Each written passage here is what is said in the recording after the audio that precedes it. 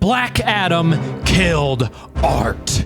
All of Marvel Phase 4 is garbage, especially Spider-Man No Way Home. F*** you. The Rings of Power? Yeah, worst thing I've ever seen in my entire life. Avatar: The Way of Water? That isn't even out yet, and it's easily the most overrated and overhyped movie of the entire year. Absolute trash. So, I guess this makes me a real film critic now, right?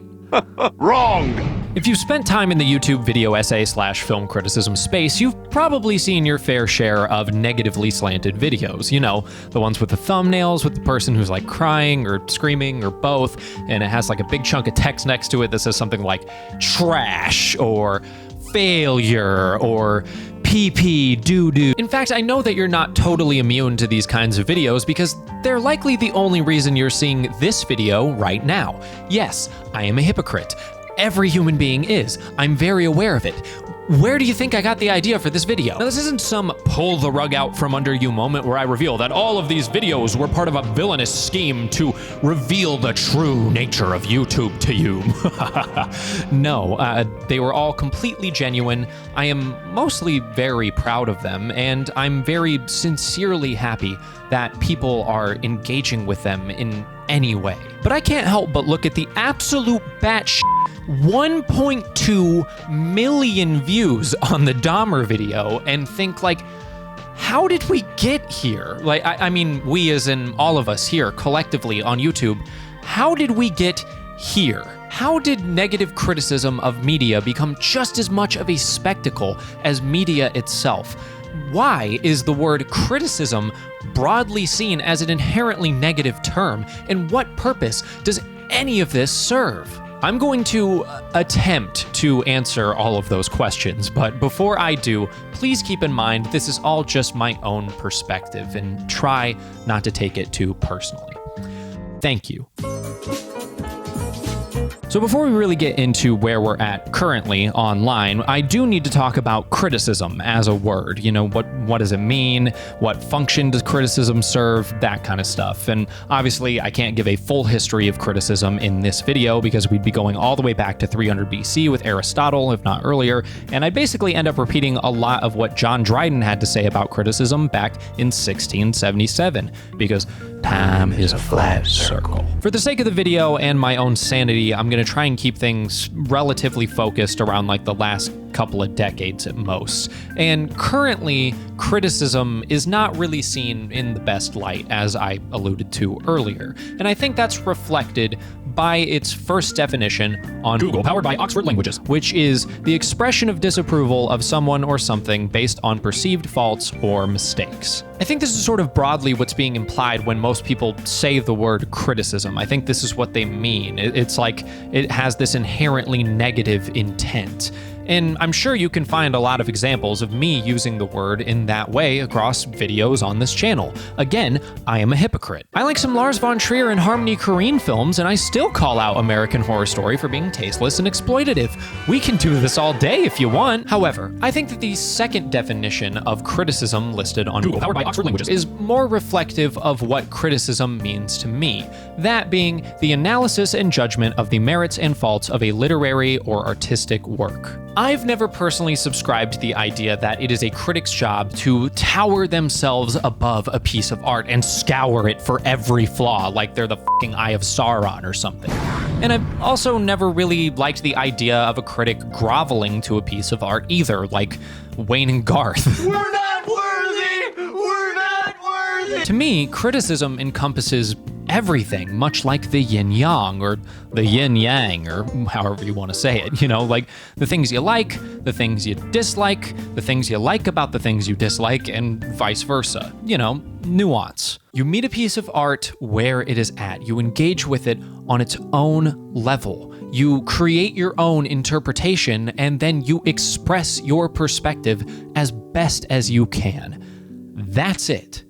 That is criticism. It feels like whichever way you slice it, positive or negative, criticism is really about validating art. It's about a critic saying, I see what an artist is doing, and I am taking it seriously. The art form is important to me, so what the artist does with it is equally important to me.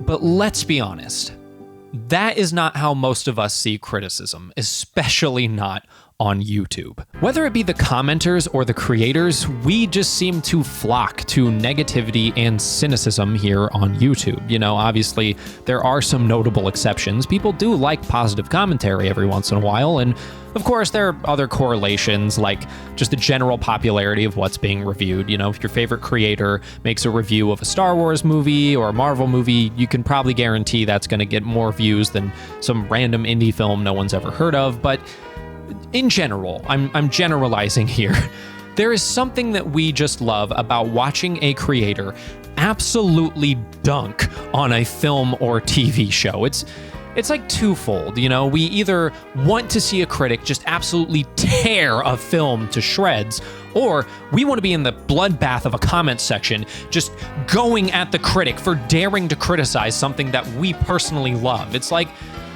I don't really know. It's just like this primal urge to just go off. There are a lot of factors at play as to how we got into this storm, but before we talk about any of that, there is a very important series of videos that absolutely need to be brought up.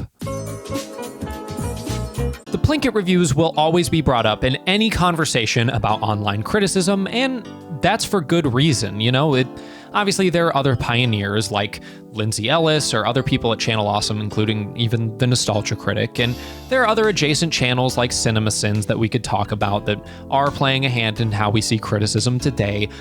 Nitpicking is not criticism, and even CinemaSins would not argue with me on that, but let's just not kid ourselves at all. Let's not even pretend. Like, the Plinkett reviews are not the template that we are all working with. And I'm just gonna go ahead and say it. I love the Plinkett reviews. Do I think that some aspects of them have aged poorly? Yes. Do I think that they sometimes function better as comedy than criticism? Also yes. But do I also think that they are some of the best videos on YouTube and that they're often hilarious and insightful and that we as a platform owe a ton to these videos? 100%, absolutely. But I think that the Plinkett reviews have given us a very limited and warped perspective on what criticism can be, which I don't necessarily think is the fault of Mike Stoklasa or anyone at RedLetterMedia. I consider it more of an unintended consequence, just like how when Mike said in the Star Trek 2009 Plinkett review that J.J. Abrams would be really good at directing Star Wars movies, I don't think he thought for a second that would ever manifest itself into reality, or that it would come in the form of something like The Rise of Skywalker. Just like I don't think Mike grew up watching Star Trek and thought, one day Captain Kirk will roast me on Twitter. My point being that I don't think that the Plinkett reviews were some sort of diabolical scheme to warp the perception of online criticism. No, really, the Plinkett reviews first and foremost function as catharsis. What kind of, I guess, inspired you to start doing these reviews? Well, the very first review is Generations. Yeah.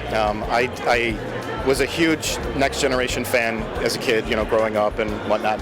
And when I saw that movie in the theaters, I hated it. Yeah. So I had a lot of free time, and I just said, you know, I'm going to make a video detailing all the points about why I don't like this movie or why I thought it didn't work. Yeah. And so I made that, and I just made it for the intention of just for myself, just to do it. Yeah. And so I put it on YouTube, and it started to get good momentum. Yeah, it started to get momentum, and people liked it. I was like, okay. But when the copycats naturally emerged, they didn't really take away his genuineness or his authenticity, and it seems like what they took away was that catharsis is not simply a function of criticism, but that it is criticism in its entirety. The Plinkett reviews unintentionally lessened the scope of reviewing films into this template of just shitting on a film for the entertainment of the audience. Look at Lindsay Ellis's most viewed videos, or maybe take a look at Jeremy Jahns, who admittedly only exists on this platform as he does today because one day he decided to massively rip into Transformers 2 on camera. It's like they took the plot of Transformers 1, ripped it, beat it to shit. So Transformers had a first date with Mike Tyson. That movie's horrible. Or maybe we could look at Chris Stuckmann, one of my favorite reviewers on the platform. A ton of his most viewed videos are hilariosity reviews where he just tears apart and laughs at the failures of filmmakers. Why do you think he bowed out of the negativity rat race entirely? Or you can look at other descendant channels like Your Movie Sucks or I Hate Everything. And again, love these guys. I'm not throwing any shade their way at all.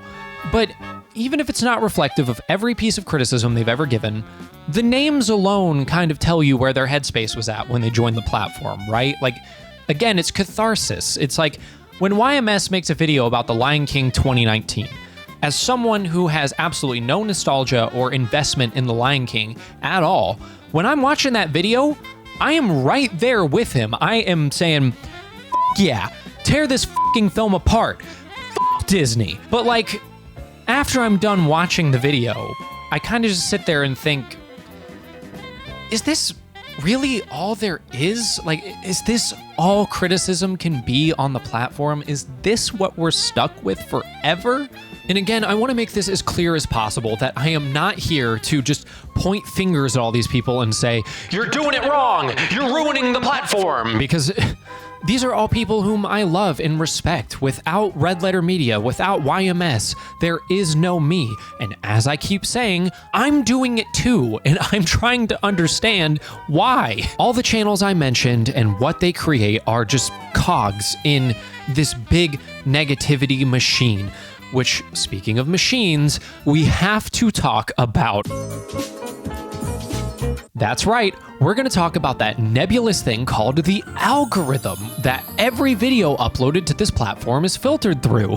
The thing that you've probably heard a ton of creators talk about already, and yet none of us are really sure exactly how it works. Like, at this point, I'm not even fully convinced that YouTube knows exactly how it works, but if there's one thing that I know for certain, it's that the algorithm loves negativity. This isn't unique to YouTube either. I've used this clip of Frances Haugen, the Facebook whistleblower, before, but I think that the clip bears repeating here. And one of the consequences of how Facebook is picking out that content today is that it is optimizing for content that gets engagement, a reaction. But its own research is showing that content that is hateful, that is divisive, that is polarizing, it's easier to inspire people to anger than it is to other emotions. You make videos talking positively about movies. Nobody panics. But you make one little video about Jeffrey Dahmer and put the Joker in the thumbnail and, well, everyone loses their minds. Jesus fucking Christ, what am I doing? And of course, it takes two to tango, right? Like, the algorithm would not be pushing these negative videos onto people if people stopped clicking on them, but that's not gonna happen because of a little thing called negativity bias. That being a cognitive bias that makes our negative experiences and feelings affect us more significantly than our positive ones. And when you design your algorithm to prioritize engagement, it is going to utilize negativity bias. The algorithm is obviously not a human being. It does not care what emotion it elicits out of you in order to create engagement. It only cares about engagement. And when anger and negativity are the easiest ways to do that, that is what it is going to do. And over time, as the algorithm continues to prey upon your cognitive biases, this creates a culture that essentially attempts at every moment to negate the user's impulse control. I swear to you, a lot of YouTube users just see videos or comments that piss them off, and it's like it activates something in them and overrides their brain. They don't even think about it. It's just autopilot. They click on the video, they dislike it, and they leave an angry comment. Engagement, which in turn incentivizes creators to make negatively slanted videos, literally incentivizes them through monetization, and the dopamine hit of watching number go up and up and up and up and up. Let me just be honest with you here for a second. I'm sitting here thinking, why am I wasting my time making this video about a subject that I'm clearly very passionate about and invested in, that a video that I'm putting a lot of love and care into, that I think is important, that probably not a lot of people will watch, when I could just make 8 or 9 more videos about why American Horror Story sucks and maybe be able to pay my rent or crawl my way out of debt. Now, I want you to be honest with yourself. If you were in my position, if you were sitting in this seat right now, What would you do? All of this is just affecting me mentally much more than it probably should. Like, every time I go to the grocery store and I'm standing at the checkout line and I glance over at the tabloids, I see them and I just think, these are just YouTube thumbnails. Like, these look like a lot of my thumbnails. It's all the same shit. It's a grocery store checkout line. It's the same schemes to try and get you to turn off your impulse control and just say, F it. Kit Kat bar, hell yeah. Wait, Brad Pitt said what? I gotta read that. And I suppose by deductive logic, that just makes me a tabloid journalist. Anyway, we're going to be done talking about this now. And you're probably thinking, I spent all this time talking about YouTubers and the platform and the algorithm, but what about the movies we're shitting on? Aren't they really to blame? You know, aren't movies just getting worse and worse? Isn't cinema dying? Well, over the course of the past few years, you've probably heard prolific filmmakers like Steven Spielberg, or Quentin Tarantino, or Martin Scorsese. I'm Martin Scorsese. Hello. Talk about the death of cinema as it relates to things like streaming services, or how Marvel movies aren't cinema, or how Disney has a stranglehold over the entire market and what it produces.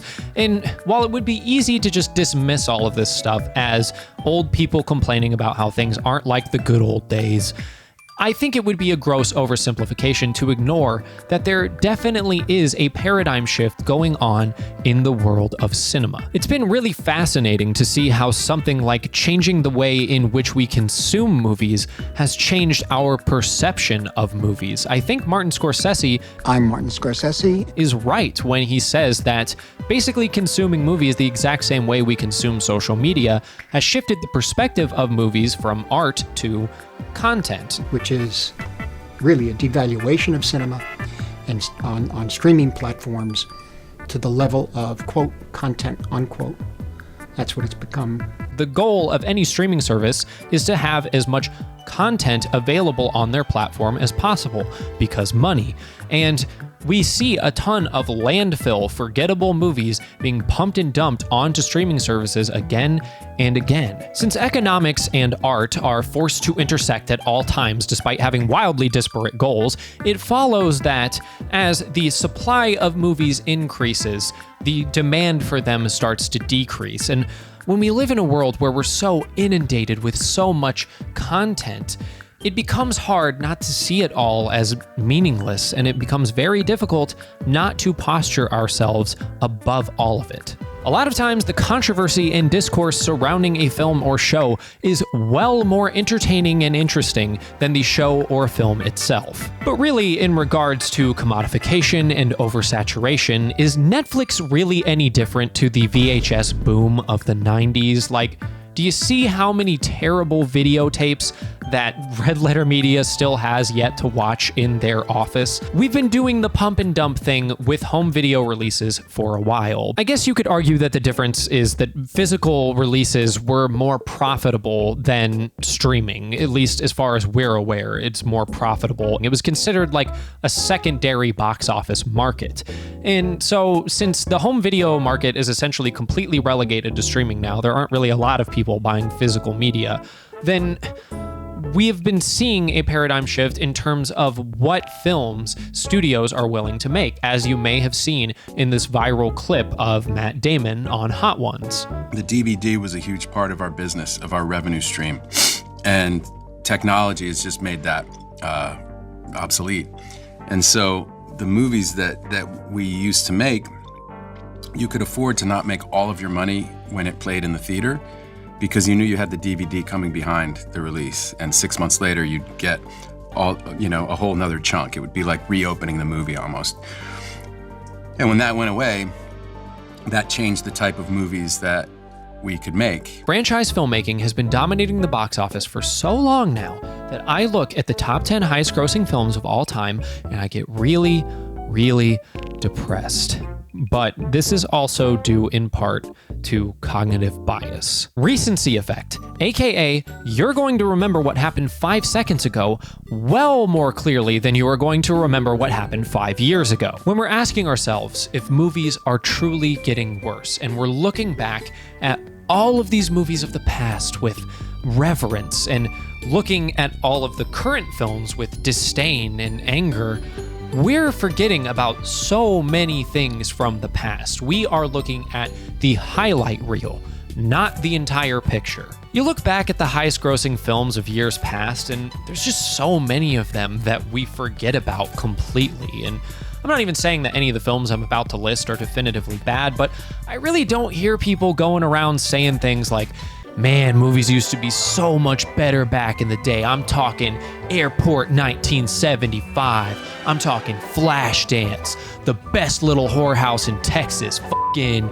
Shampoo. The entire conversation surrounding the filmmaking landscape of today versus the filmmaking landscape of 50 years ago is so deeply entrenched in our cognitive distortions and biases that it is damn near impossible at this point to have any semblance of an objective conversation about it. Some of my favorite films ever, period, have released within the last 10 years, and yet my own cognitive biases like negativity bias or recency effect or just my general disdain for the oversaturation of big budget franchise filmmaking has me thinking about things like Jurassic World Dominion or The Rise of Skywalker. And then I just sit there and I go, maybe we should just be done making movies now. Maybe it all should just be over. I really, really try to keep in mind that things aren't always changing for the worse. Sometimes they are simply changing. And yet, again, when I look at films like Rise of Skywalker or Jurassic World Dominion, it is so hard to not feel personally insulted. Like, these movies think that I am stupid and they are laughing all the way to the bank with my money. It is so hard not to just rip them to shreds, to just lay into them in these hour-long video essays that I could possibly make that would provide all this catharsis, not just for me, but probably for an audience of people that would be more than willing to watch that, more than willing to support that. And it would make me feel really good making it, and it would make everyone feel good watching it, and it would feel good to see all those people watching it. But that's kind of my entire point here. The goal of criticism should not be to destroy films. Film criticism should not be negative. Not to say that you shouldn't have negative critiques of a film, but that film criticism should not be this negative force that seeks to destroy movies to the cheering of millions. We all love movies, right? Like that's why we're doing all this. That's why we are picking them apart and analyzing them and having all this online discourse about them. It's because we love them, because we respect the art form and we want to see it get better and grow and thrive. It's not just to feel better about ourselves, to feel intellectually superior. Like we do want movies to get better, right? We all want to reach that state of utopian bliss where movies are so good that we have no right to complain anymore. We do want good movies, right? We don't just want to feel terrible and wallow in our own misery, passing time until our inevitable death. I guess I can really only speak for myself. And I love films. I love the process of filmmaking. I love film criticism and analysis. I love all of it. And that is why I am doing this right now. That is why I am deconstructing it. I want to see it reconstructed and built upon. I want to see it continue to thrive and improve. I want it all to just get better. Like, I want to live in a golden age of films where future generations can look back on it and with the same amount of reverence that we do for the 70s and the 80s and the 90s.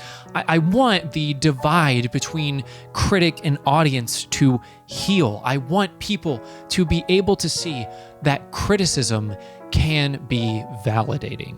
Just like when Roger Ebert helped legitimize Martin Scorsese. Roger was the very first person, very early on in my life as a filmmaker, to call attention to my work. It was 1968, I think. And over the years, he's championed my movies. He wrote and spoke about them with great care and insight and criticism, and was always there, really, for me when I needed support in one kind or another. Like me, Roger cared about the history of cinema and its preservation. He cared about its place in our culture, in the culture of the world. He insisted that it be accorded the respect it deserved. A really, really disgusting spectacle of Rotten Tomatoes in cinema score. I think he would have been railing against it and throwing the money changers out of the temple. And then when Roger Ebert said that video games can never be art, there had to be someone to go out there against him and say, no, playing Halo split screen till 3 a.m. was an extremely transformative experience for me. Video games are art, and I am taking them seriously. That is what criticism is all about to me. It's about legitimizing art forms. It's about reaching out to the audience and reassuring them that, yes, this stuff is meaningful. It's a positive force that will hopefully help us reach new heights and maybe, just once, help us reach a state of content rather than lie in a constant state of contentiousness.